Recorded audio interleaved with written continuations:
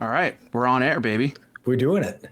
This is episode 1 of the Out of Service podcast, brought to you by myself, Tyler, and Jake, and from the Hazmat Guys and Hazard Class. I'm from the Firehouse podcast. That's who you are. This show is meant to just be exactly what it is, just a complete fuck up of us trying to figure things out, and a couple segments here and there, and a little mishmash of things that we would normally talk about in the firehouse, aside from firefighting and training and all that stuff. Yeah. And so, like, the way I would describe it, or the way I have been describing, as I just tell people that I'm starting another podcast, is a series of small games or activities to pass the time. Right. Yes. And that is ultimately what the fire service is. It's a series of, time where you're just trying to make time pass, and then you go do some really cool stuff, and then you make time pass again. And so we're going to just compress that down into a little show where we, do a couple events, a couple different things that you'll catch on pretty quickly. And we'll make some time pass, and hopefully it'll be more fun than doing something else for the time. Yeah. And what better way to start this show than to have the landscapers absolutely just going haywire outside right now. You might not be able to hear it now, but I guarantee there's either one of two things is going to happen during this recording. One, this guy's going to come right to the back door with this fucking leaf blower, and it's going to be a disaster. Or two, my cat is going to start freaking out. Hey, you're not alone. The same thing is happening at my house. Apparently my neighbor decided now is the time to mow. So it's perfect. I don't mind it. Like, normally I would mind. On this show, rules are off. Whatever. Invite the gardener inside to talk. I don't care. Yeah. Let's go for it. Yeah. I hear him getting closer. He's approaching. This is going to be the fun part about it. All right, like I'd mentioned when you and I did the Hazard Class episode, we're bringing back cigarette ads. I'm not a smoker, but it would just be pretty cool. Anymore, you were a smoker? I was, yeah. What was your go-to? Intermittent smoker, I would call it. I intermittently smoked for a very long time, but hold on. Let me guess. Let me take a guess on what your type of cigarettes were. Is it going to be? I have different eras. Different eras. Okay, so I'm going to have to go. I started out. Started out. That's a good one. Cause see, I'm from New York, so I feel like everyone started out in like middle school with like Parliament or Newports. No, you're right on track now. Camel Crushes was the number one. Oh, yes, Camel Crushes. It's very much a woman's cigarette or a child's cigarette, as I found it to be. It's the official cigarette of children everywhere. Then I went through a Marlboro Light phase, which is really a standard phase for every bar goer. Right. Drunk cigarettes don't count. I think we all can agree about that. Don't count. So that's how I really made my way. And then I just happened to work in an industry where everyone smoked. So I was like, oh, well, I want the extra breaks. I remember being like, why do these dudes get 10 extra breaks a day? I'll risk my life with lung cancer so that I can work for 1 hour less per day. And so that's why I smoked when I was a painter, because everyone smoked. So I was just I'm not going to let them break while I keep working. That's boring. Were you a Marlboro Reds guy? So I went through a brief Marlboro Reds phase, and it was very strictly because I thought it was cool. And I admit that now. At that time, I was like, no, they're my favorite. But they weren't as good as Marlboro Lights, but they did look much cooler. So That's a win. So, and then we progressed. I mean, I went long periods of time without smoking, and I never was like a crazy, 2 packs a day guy or anything like that. But then I went long periods of time without smoking. Then I started working at the firehouse I work at now. And we work a little bit in what people affectionately call the hood. And so what we used to do is we kept a pack of Newports in the glove compartment of the fire truck. And then whenever we'd have a job, we'd all smoke cigarettes afterwards and like take pictures and overhaul. Right. So that was like our thing. So I have tons of post-fire pictures of me with a cigarette hanging out of my mouth. So much so that I can proudly say we had an SOP made for us that we can't smoke while we do overhaul operations. And I get to own that. And I'm super proud of it. I used to have a coffee mug of me and my old captain smoking cigarettes, pulling ceiling. And it was a great picture. I still have the picture, but man, I had a coffee mug of that picture and it was great. And then more recently, my preferred cigarette, despite the fact that I love the novelty of the Newport, is a Parliament. But the Cokehead, the official cigarette of cocaine, because of the recessed filter. Yes. But it's... I haven't had a cigarette in, since rehab last year, ironically. That's probably the last time I had a cigarette. But about halfway through treatment, I was like, if I'm going to be solving some life problems, it seems pretty ironic that I would keep this one going. And then I've been having a cigarette since then. So I don't know. Wow. Well, I'm not opposed to going back though. I could play dangerous. I don't care. Yeah. Why not? I'm looking to start. Yeah, I'm trying to get into it. Mid-30s, right? Isn't that like the bring normal it back. time? Listen, everyone's into nostalgia. Everyone's bringing back like the vinyl records. Even some people are going back to CDs now. Like, I'm gonna go back to cigs. Yeah. And I say that whether we get a cigarette sponsor for this podcast or not, we heavily support cigarette usage at the Out of Service podcast. Yeah. 100%. Maybe we'll get an awesome cigarette sponsor. Maybe we won't, but everyone will know it's cool to smoke and we support it. Yeah. I love that. Or even the no vapes though. No, I'll be honest. No vapes. I went through a vape phase when I was quitting cigarettes, and I wanted to kick my own ass. So then I stopped. It just doesn't have the same. You can say whatever you want about cigarettes, but it does look cool and it does feel cool. And so vape doesn't have that. It's just like it doesn't do it for me. It literally looks like someone's smoking like a 4-gas meter. Yeah. It's like whatever's like in it, like that it absorbed, whatever gases, people are just like inhaling it. Yeah. That's what it looks like. Yeah. It's not for me. I got it. I did do it for a while, but not a while, a month or two, but I couldn't deal with the stigma of how ridiculous I felt like I looked. What about dip? I've tried Zins.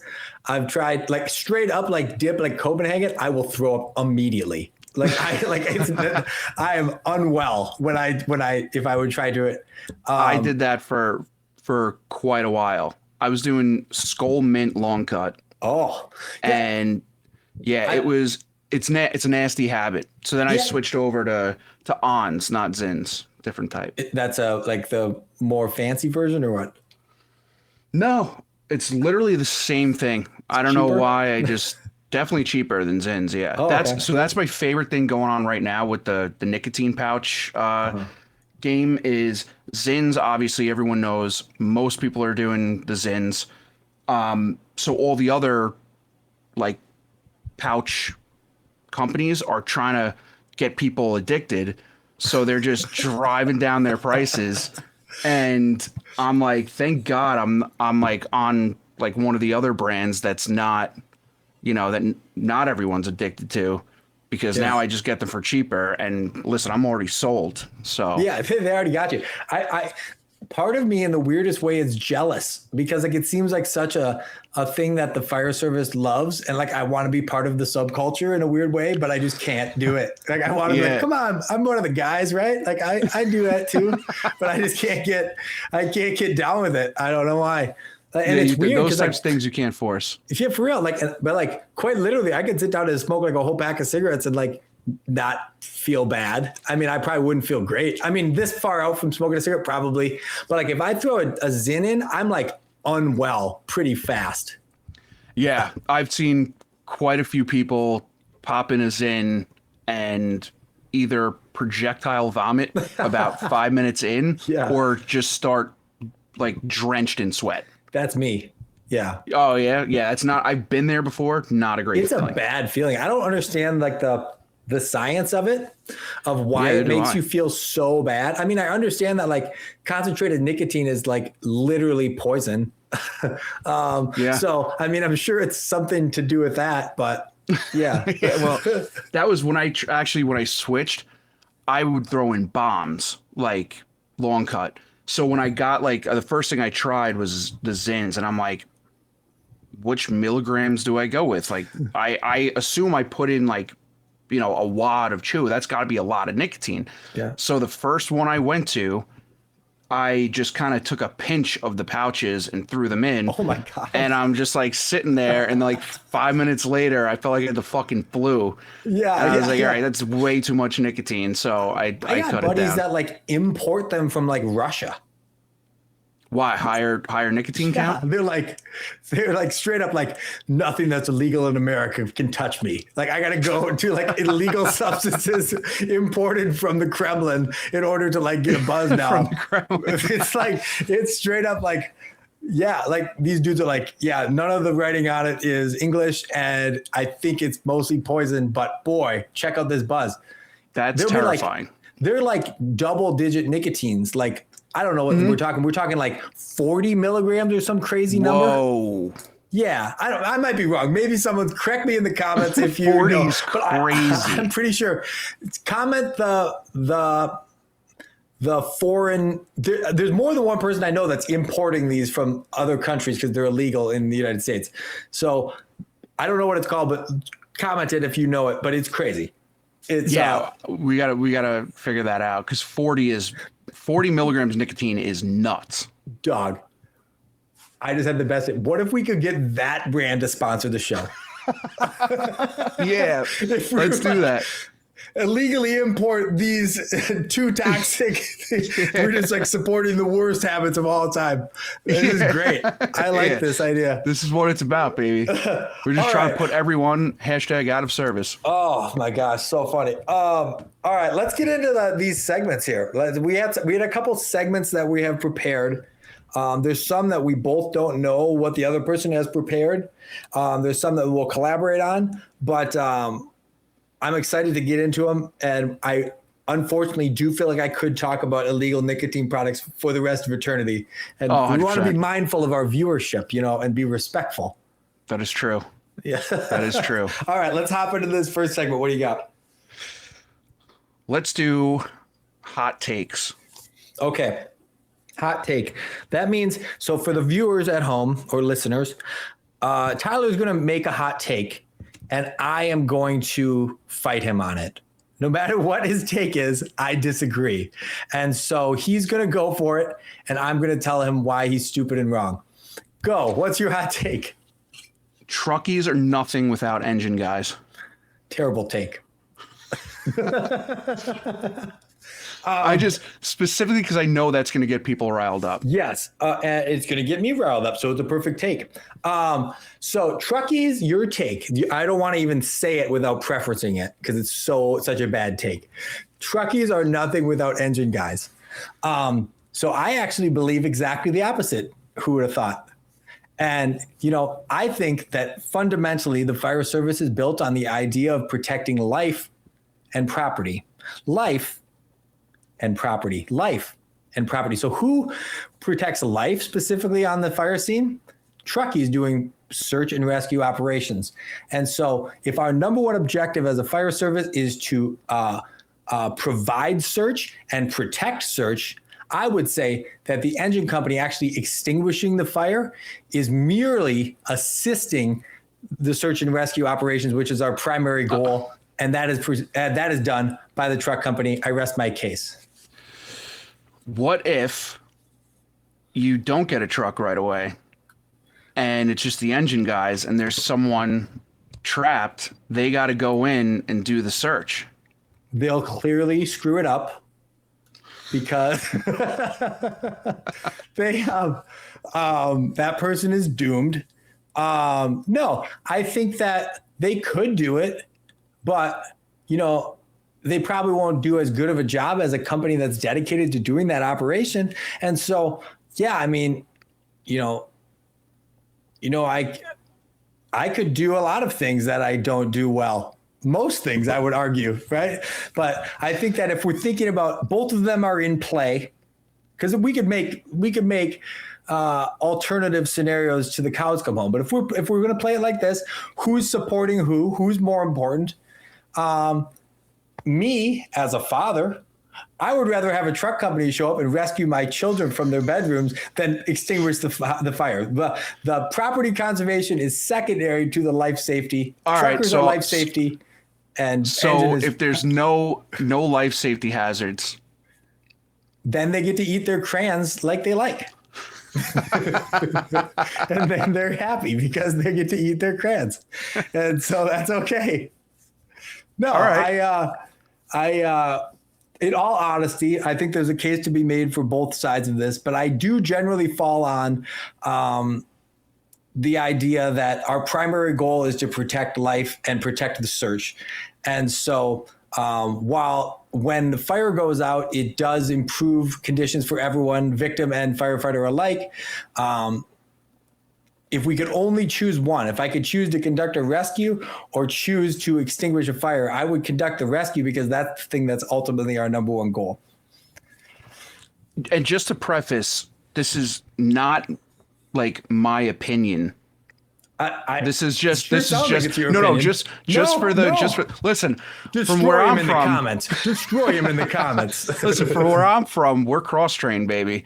Yeah. So we do engine pulls up first. There's a victim. We're going in and doing search. Then the truckies, they pull up. They can get off, stretch the line, and they do the engine work like leapfrog. Yeah. We don't operate like that where I am, right? We have truck companies that do truck work and we have engine companies that do engine work. I actually work on a squad, so I do both. Oh, you do both. Yeah, best of both worlds. Best of both worlds, right? We show up in the right position and now we work as an engine. We show up in a different position. We operate as a truck. Kind of depends on the needs of the circumstance. But not everyone's fortunate enough to have that flexibility. That's true. All right. I think that we can pretty handedly say that you totally agree with what you said and that I dominated you in that debate. So for the sake of the first episode, we're going to move through these because otherwise I'll just debate you on that whole thing. Even if I'm wrong, just to debate. Well, we know you're wrong. I think we can all agree. Drop a like in the comments if you. Yeah. Drop a Tyler's wrong in the comments if you agree. Here's the next one. The fire tool draft. Ooh, okay. And we're going to keep this nice and simple. I like this. All right. What this is we're going to give a scenario, any type of scenario you have on the fire ground, and you get to pick, let's say, 5 tools. Okay. Of your choosing. Right. And we each get 5 tools, even if we don't need all 5 tools. Okay. So to make this really difficult, we're going to start with automatic fire alarm. Ooh, as broad as it could be. Yep. You can go first. You can go first. Automatic fire alarm. Key box keys. Good one. Good luck getting in. Yeah. I'm going to go with a set of irons. Oh, you get to claim a set of irons? I think you get to choose one tool. No, set, baby. They're always married. Okay. Wait, can I take an individual component or you get flathead axe and Halligan, then I don't get to uncouple them? I'll give you this. If your rigs that you're familiar with carry extras, then yes, you could pull from that. Yeah, we have 6 Halligans out of my rig, something like that. I'll take a Halligan then. Okay. Just a Halligan. I don't need the axe. Can. Ooh, that's a good one. That's what I wanted. Gotcha. That's a good one. So I can get in right now and I can force a door, but I cannot extinguish it. Wait, am I able to parcel out cans? Like, are you going to take a light water, like a water can, and I could take like an ABC extinguisher? Is that fair? No. I think I agree that would be a stretch, but technically we do have both. Yeah. I will take a hose then. I need some. I mean, I don't want to use it, but I need to have some sort of. I need to have some way to extinguish a fire if I find it. So, all right. I think that it's a really bad option, but it's Terrible. If you would have taken that, then I would have had no option to put out a fire if I found it. So that would be really rough. What do I want here? Thermal cam. Ooh, good answer. Okay, I got one. It just popped in my head. Radio, some sort of way to communicate. Oh God, we've lost you. Look at you. You're fuzzy now. Oh shit. Put your hand up by your camera and see if you come back into focus. Now come back. Oh, have you actually become out of focus? This is exactly what we talked about. This is great. I love that this is happening. Keep going. Oh. It's not quite in focus.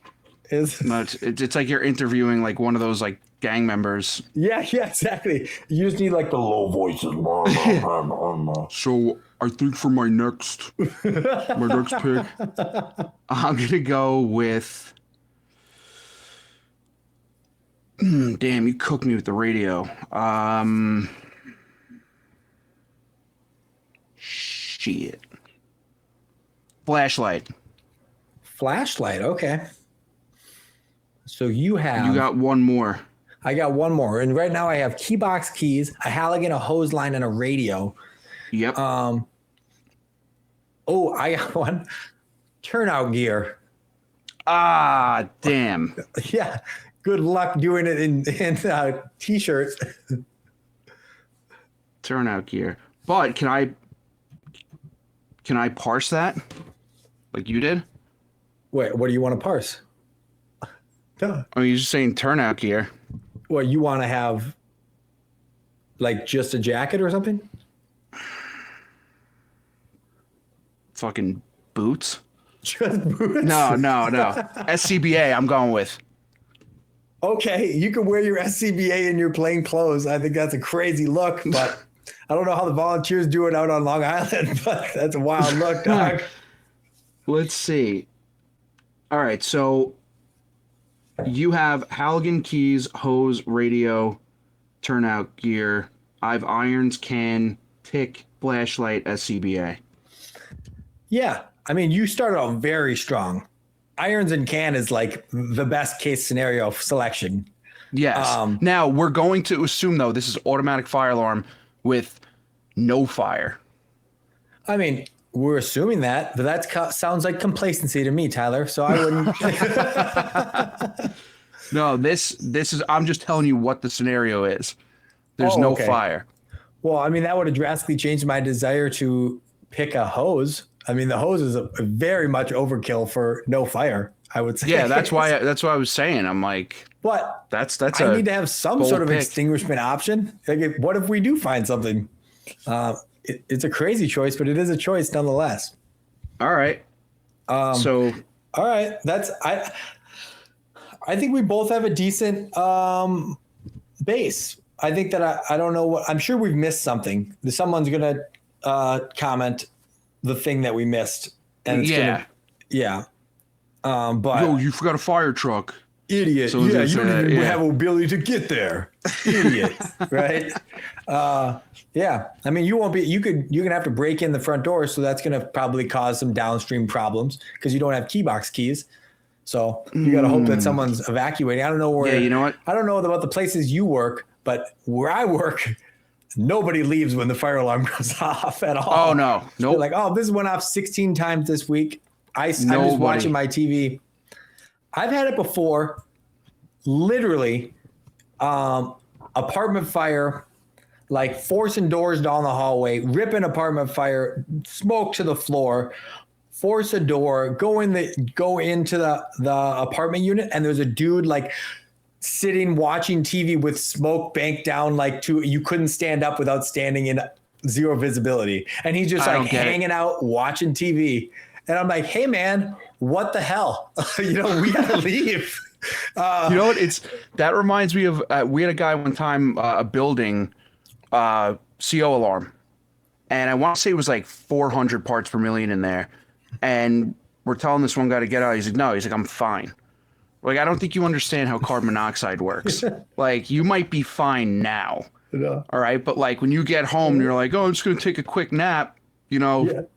Rough day at work, and then you don't fucking wake up. That's why we're telling you to get out of here. Dog, I'm good. I'm good. I'm good. I'm good, Fuck dog. you and your CO. Yeah, right. Exactly. For sure. I can picture it right now. It was ridiculous. All right. All right. Next segment. You ready for the What's next? This one, I'm very, very happy to do. This is If You Had To. So a variation off of the classic Would You Rather, right? It's kind of a if you had to, because neither one of these options are going to be good options. You don't want to do either. But if you had to, which one would you choose? So we've both prepared these without the other one knowing what. I'm trying to refocus this fucking thing. I love that it's just out of focus and staying out of focus. I don't care. It's great. Press on. So we both prepared these without the other one knowing what the if you had to is. And so I will let you go first. Give me the if I had to, what would I choose? If you had to, option 1, projectile vomit into your face piece during a mass confidence drill. Okay. Or shit your bunker pants while operating at a fire. Ooh. I think I would poop my pants because that's a funny story, and there's not much embarrassment. You're like, I got to poop. What am I supposed to do? If you puke in your mask in the mass confidence course, that sounds like a story that stays with you for the rest of your life as some sort of like mistake you made. You weren't conditioned enough, something like that. You poop your pants. It is just what it is, dog. It's not ideal. That's for sure, dude. It's definitely not ideal. I will tell you though, in my career, I have had more. I'm sorry.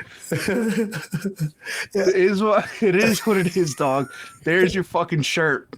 Yeah, it is. It is what it is, dog. And it's just a firefighter sitting on a toilet. Yeah, dude. I swear to God, real story, just real quick. I had a guy. We were at a fire. It was at like a vitamin plant. They had fish oil that was burning, and we're up there, and it was dense white smoke. So like the structure wasn't on fire, but we're up doing a search on the second floor, and I'm in the bathroom and I hear a fucking SCBA going, but I don't hear any like clanking around.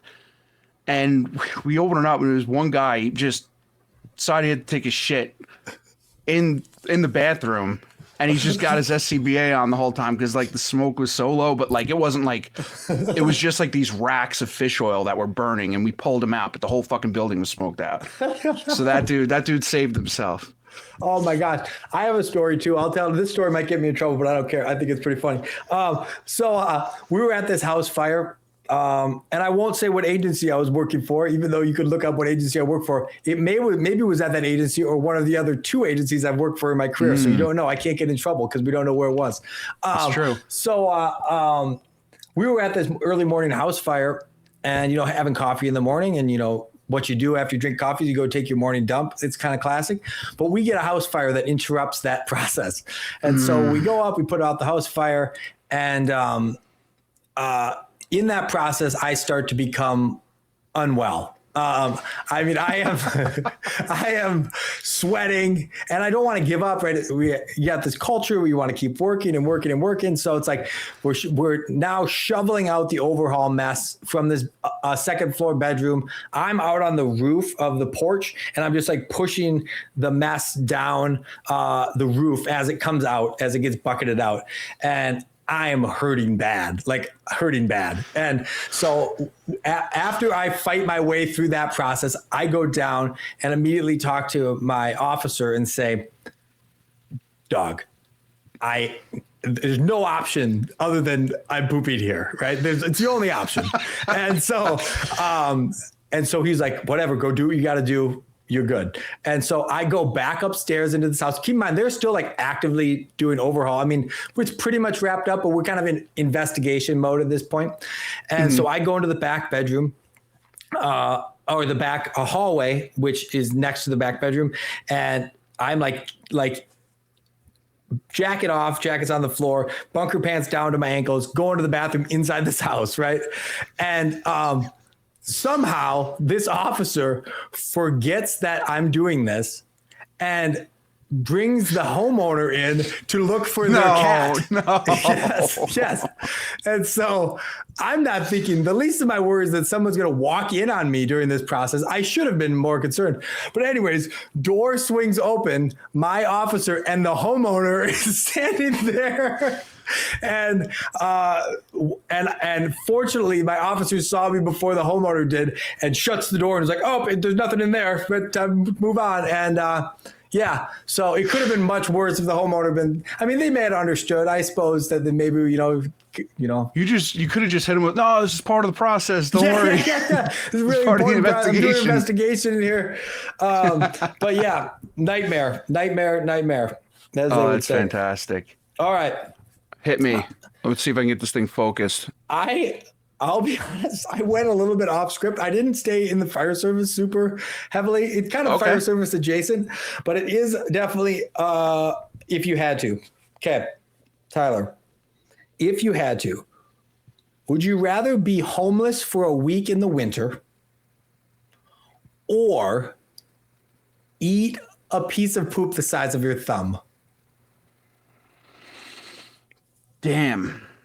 Well, let me ask you this. Who's poop? And where in the winter? Oh, I mean, I know that you're in New York. I'm in Minnesota. This really spawns from the idea that I've had this conversation so many times in the firehouse, which is like, if I was homeless, I would jump off a bridge the first night. Like if in the winter, the perseverance of these people is beyond me. I just can't even believe it. It's like, it's negative 20 degrees outside and you're camping. Unacceptable. Like, I wouldn't make it. I think I'm going to go with camping in the winter for a week. Right? You say a week or 2 weeks? 1 week. I think 1 week is proof of concept. Week. And the reason why is because I think I would like to test my abilities in the wilderness like that. Building shelter. You think you would thrive? Or do you think you'd be hooked on fentanyl by the end of the week? Yeah, probably fentanyl. Yeah. Probably fentanyl. Yeah. I'd be hanging with fucking Oreo. Yeah, Oreo again. Yeah, good throwback. Yeah. I love it. If he could fucking survive, so could I.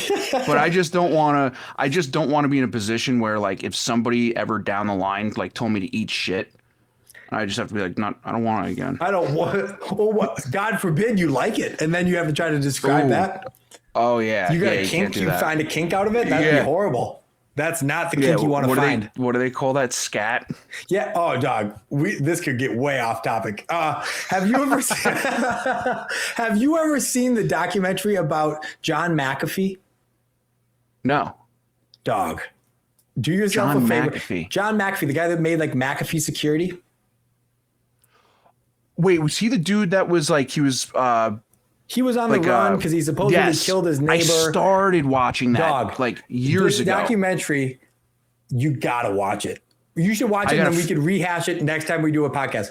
But there's this whole segment where these prostitutes from South America talk about how he used to pay them to poop in his mouth. Oh. And it's so funny because you have these women that are speaking like very broken English, and they're like, we had this hammock with a hole in it and we would poop. It's preposterous, dude. It's preposterous. You got to watch it. I gotta watch it. The Dangerous Life or the Insane Life of John McAfee. Yes, I started watching that years ago. It's bananas. I never finished. It's I'm writing that down. bananas. Yeah, but especially the clip. Like the whole thing's crazy, but that particular chunk about these prostitutes pooping in his mouth is just can't even, the words can't describe. Yeah. So tough. yeah, long story short, by never trying it, you don't have to risk that maybe it's your thing. And so I think that's a good call. Yep. For sure. That got way out of hand. That's it. No, I love it. That's what it's for. Yeah, This is this is a the real type of shit that conversation. we're gonna be talking about when nothing's going on at the firehouse. Everyone's done fucking sweeping up, mopping up, whatever it is. Yeah, this is the real firehouse conversation for anyone that's ever wondered that maybe doesn't work at the firehouse. This is what it's like. Very This much. is exactly what it's, and it's probably gonna get a lot deeper. Yeah, it's Probably for sure. gonna get a lot worse As we than build this. some storylines. Oh boy. All right. What's the next segment? Price is wrong. Price is wrong. Very much like Bob Barker. I haven't made it yet, but I picture eventually we pop into Price is Wrong segment, and like it's that clip from Happy Gilmore. He's like, "Price is wrong, bitch." Yeah. And then that's like how we cut into this segment. I really hope that's how it works out someday. Oh, let's do it. Okay. I sent you the You did. picture. Yes. And I'm going to, if you don't know what it is, I will tell you what it is, but I won't tell you the price. Okay. So basically we'll pop an image like, oh wait, here. When I edit this later, we'll show it. But he sent me a picture to see what it looks like. It appears to be like a yellow chalk. And the one question, I don't have a scale for it. So like, are we thinking like truck size chalk or like helmet size chalk? Probably helmet size chalk. Oh, it's Oh, small. no. I'm sorry. No. Vehicle chalk. Okay, because I pictured it in my brain, and you see the picture that I'll have up on the screen, and I couldn't put heads or tails of the scale because there's no proportion for it. So okay, vehicle size chalk. It appears to be made of some sort of like PVC or plasticky rubber sort of thing. Can I ask who manufactures it? Like who makes it? Let me look that up for you. I have it right here. Because I think that if we have a brand name associated with it, that probably drives up the price. I don't see a brand name on it, but the specific dealer is Checkers. Not the food place. The food place? Checkers Safety Group. Okay. All right. So I'll make a guess. And this is a great one because it's something I see all the time, but I have no idea how much it would cost. I'm going to guess that it's probably more expensive than I would guess. I also love, let's take a side channel. I love that you're still out of focus and you've remained out of focus. I don't care. I think it's fun. It's like fucking with my vision, honestly. I'm happy it's happening to you, not me, more than anything. And Yeah, right. but yeah, okay. So this chalk costs $340. Pretty damn close. Am I really close? Yeah. How much is it really? $318. Wow. Oh, I'm over. Price is Right rules, I lose, but still, that's pretty decent. That's a good guess right there. Thank you. Wow. I don't know where I got it from, but apparently. All right. Okay. I have one for you, and you may or may not have heard of it, but I bet you don't know how much it costs. And so I'll introduce it to you. And I even pulled the segment of like how they describe it on this manufacturer's website. Okay. And then I'll ask you to try to guess how much it costs. Okay. So what the product is called the Rosenbauer Best System. Have you heard of this? No. Are you familiar with Rosenbauer? Yes. Okay. So the Walmart of fire trucks, I don't know, whatever you want to call it, the wish.com of fire trucks. I'm fine with burning my Rosenbauer bridge. If they ever want to advertise with me, they'll have to pay me so much money to lie to the American public and tell them that Rosenbauers aren't garbage. Rosenbauer makes this thing called the BEST system, which is the battery extinguishment system. And there's another word that they wanted to make it say best. It's not the best. It's the worst. But needless to say, they make this battery extinguishment system. So let me read you the blurb, and then you can guess how much these guys are fleecing people for. The Rosenbauer battery extinguishing system delivers rapid, safe suppression for EV battery fires. A pneumatic extinguishment spike penetrates the battery housing, channeling water directly inside a cool cell to cool cells efficiently, minimize resource use, and reduce smoke spread. Operators stay protected by controlling the system from a safe distance, cutting down exposure time at the hazard scene, and improving overall safety. That's directly from their website. I will tell you, I have seen it in person, and it's preposterous. I was just going to actually ask what you think about that blurb. Well, we right could there. go down a whole tangent of why I know you it's can. a silly thing. So to simplify this wordy explanation, what it is essentially this metal box that goes on the ground, and it has this spike in it. And that spike pneumatic? has a hole in it. Yep. And it's pneumatic. That spike in it has a hole that you can then route water into the battery compartment or the battery case of an EV thing. So you slide this device underneath the car with pneumatic power, shoots this like spike up into the battery box, and then it can flood the battery box from the inside. Is it now? Let me ask you this: does it come with like a dead man switch? It is like remotely activated with this like box. It's a very elaborate system, and there's problems with it beyond the fact that you'll find out the price. But it's the biggest problem is that you're functionally damaging the battery pack, which causes a new problem in and of itself. So right. I went to a full-scale presentation about it, and I was underwhelmed. Let's just say that. I don't want to maybe burn my Rosenbauer alliances forever, but I'm kind of willing to, because I really don't like them. That's just my opinion, not the stance of Tyler or Out of Service or Command or anyone else. But me personally, Jake, is not a big fan of Rosenbauer. But they do have this elaborate battery extinguishment system. How much do you think that someone would be willing to pay to be able to not put out battery fires? I'm going to say there's a lot going on in this system between the use of pneumatics and water and being large enough to fit under a car. So it's about the size of a toaster, a little bit bigger than a toaster.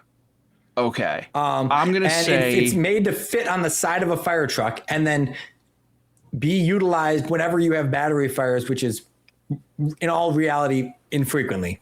But so that just gives you a little bit context. I'm going to say 10,000. You could say 10,000, but you need to say it 3 more times to eat the price of no way $33,000 for Rosenbauer's BEST system. What? Yeah. Yes. I went to their presentation at their headquarters. Their headquarters is in Minnesota. And I went to the presentation, and, they did all this stuff, and I was pretty skeptical of it. And then, everyone was sitting on their hands. No one wanted to be the guy. And I raised my hand and go like, how much does it cost? Right. And like, whoa, we better not, talk about that right away, whatever. But yeah, 33 grand for this, once, maybe if you're a crazy busy fire department, once a quarter operation, maybe. Dude, 33 grand, you can get a set of spreaders and cutters brand new for. Yeah. I mean, the something that you would use fairly often. Mm-hmm. And all it is a pneumatic spike that applies low flow water to a battery pack, right?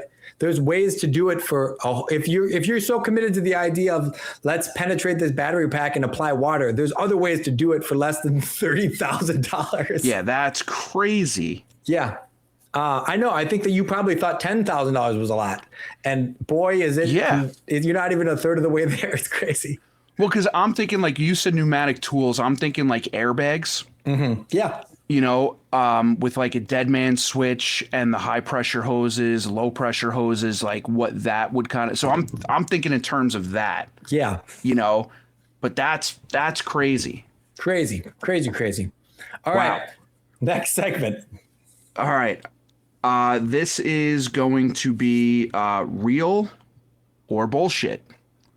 So this is going to be either a real story that has happened or a fake story, and we're gonna tell each other these stories, and we have to figure out if it's real or bullshit. Yeah. So I'll let you go first, buddy. Okay. While doing a search, I went back to grab the hose line. When I finally found it, it felt different. When I pulled it closer to my face piece, I realized it wasn't the hose, it was a dead boa constrictor. Oh my God. This is my nightmare of nightmares. I've actually I don't like snakes. People that know me, I do not like snakes. Really? So I can't even call you Jake the Snake? No. I mean, ironically you could, but I really dislike snakes. The first house fire I ever went to had a big boa constrictor. And I remember I was so hyped, we're going. First house fire was super long, far away. It was a mutual aid fire when I was working on the volley side. And then they were like, be advised, there's a 10-foot boa constrictor in the basement. I was like, well, I'm not going to go in. You're like, all right, I remember rehab. Talking to my officer being like, we'll burn this house to the ground before I go into that house. I had no chance, dude. Nightmare. Okay. Dude, I had a house by me. They have, in the dispatch notes, when that house, we get a call there, it pops up, it says 2 large cats on premise. I'm like, whatever. They got a fucking big cat. I went there once for a call, and they have an enclosure in the middle of their house. It's 2 lynxes. Oh my gosh. Lynx or lynxes? Lynx, I mean, yeah. they're like the size of like a mini golden doodle. Yeah. They're huge. And I'm like, that would not be something I would want to try and fucking rescue from a fire. I would, because I love animals, but I'm going to get ripped up. That's going to be new bunker gear for sure. New bunker. Yeah. I'm not rescuing a lynx. I'm not. I missed it on the search. Yeah. I'll own that. That's fine. Do I think that you actually found? Wait, let's start with this. Is this a you story or a you heard this story? I can't tell you. Wait, you can't tell me? I feel like I need to be able to ask questions to be able to decipher whether this is BS or not. Well, if you heard somebody say it to you, what would you think? I would think that they're lying. Okay, so you're going to go with bullshit? Yeah, sure. I'm going to go BS. True. So yes, this is a true story. This happened to me. Oh my gosh. And Nightmare. Funny enough, it was a mutual aid fire. Okay. And we were going in, we were doing a search, and I think the bulk of the fire was knocked down at the time. We were doing secondaries, and I came across, there was a bunch of people in this room. All right. And it was basically steam at this point, white smoke, everything's starting to dissipate, and still a little difficult to see. But I was like, oh, the hose is right there. I grabbed it. I'm like, this ain't the fucking hose. And I pull it up, and it's a giant dead snake. It had a big bubble burned in the side of it. And I was like, whoa. I'm like, this thing was fucking just zipping around. I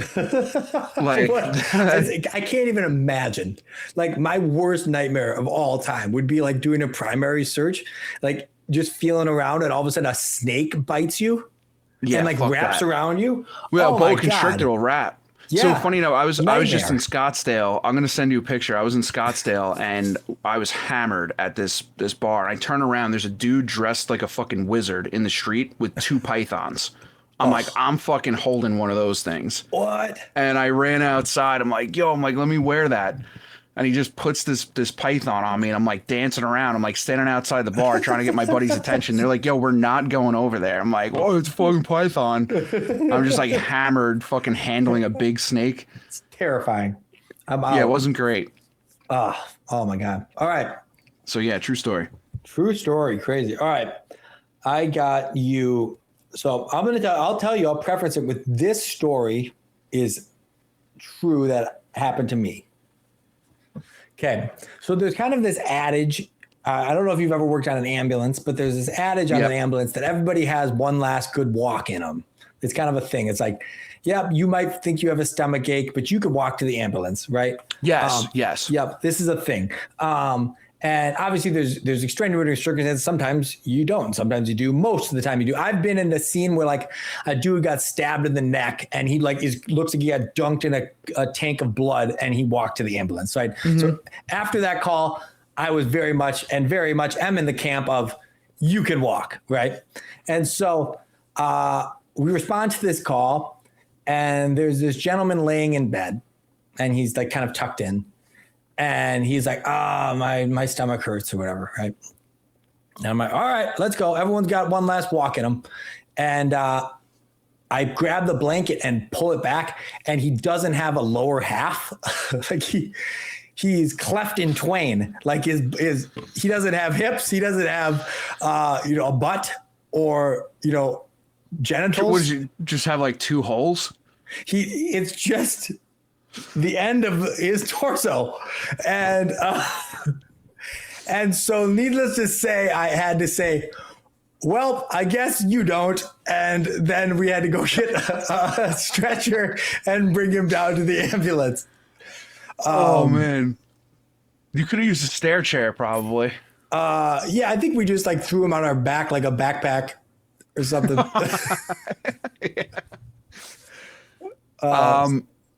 I mean, I'm going to say it's a true story.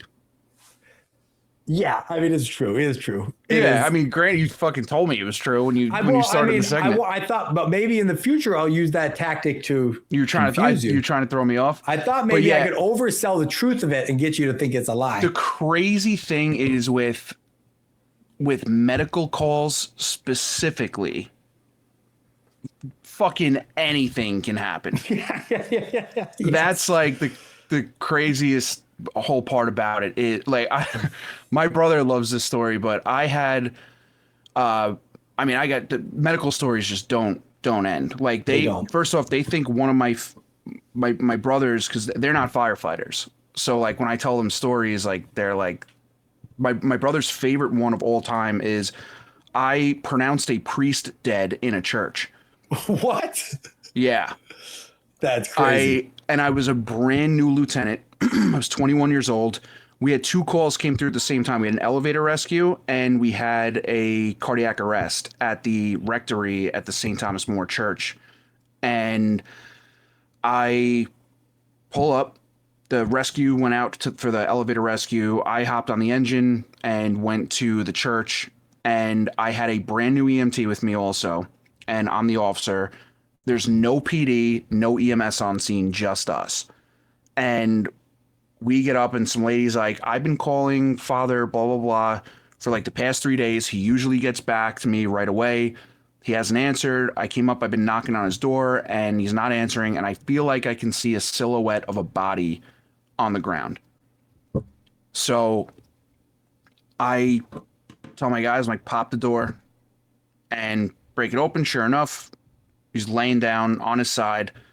Go in there, you could smell it, and pulled his shirt out, blood pooling and everything like that. And now I'm looking out the window. I'm like, where the fuck are the cops? Where is EMS? Still nothing. However, the people that live in that community, they're starting to show up. They see a fire truck outside the church. They want to know what's going on. And my buddy, who's a brand new EMT, is like, no, this is a DOA. So I had to give the official time of death over the radio to dispatch to be like, yeah, it's a signal 50 DOA at this time. So pronounced a priest dead in a church. Crazy. The experiences we have working in the emergency services are beyond belief. It is. It's wild. Yeah. Oh man. Well, I put a pin in death notifications, because I have a couple doozy stories about death notifications that have happened in my career. Oh boy. And I don't want to waste all of our best stories on the first podcast. But there you go, right? That's it. Yeah. The Out of Service podcast has arrived. And might I say, it was an enjoyable time. It was. This was fun right off the bat, and like I said, I think it's probably it's gonna start tweaking. Yeah, because I listened to another podcast, and like they joke on that podcast that if you haven't listened to all the episodes, you don't even know what's going on. Like you have to be involved. You have to be in the fold to understand what's even happening. And I would love to get this podcast to a point where, like, if someone tried to jump in midstream, they wouldn't even barely know what's going on. They're like, you got to go back to episode 1 to get some context for why we're talking about whatever. That's the goal. I would love it to be like that because it's so much fun. But and then maybe next. Yeah. Next episode, I'm not fucking blurry for half of it. Yeah, I know. I love it. Maybe that's the shtick. Maybe the it is the shtick is that you're just always blurry, and people have to wonder if maybe you just yourself are blurry and not, and you're never not in focus, you know? But I hope that people like the show, and I hope that people interact with us, because I think that we have some segments that we're planning that will involve direct interaction with the listeners. We have some ideas to maybe respond directly to some of the comments, which I think will be a lot of fun, because there used to be a time when I avoided the comments because I was terrified that they would make me feel sad. And now I go to the comments and go like, let me have it. I want to see the funniest roast or whatever the thing is. So I think that we're going to play with that, and I think we're going to have a lot of fun with it. But for 100%. Today, I'm Jake, that's Tyler, and this has been the Out of Service Podcast.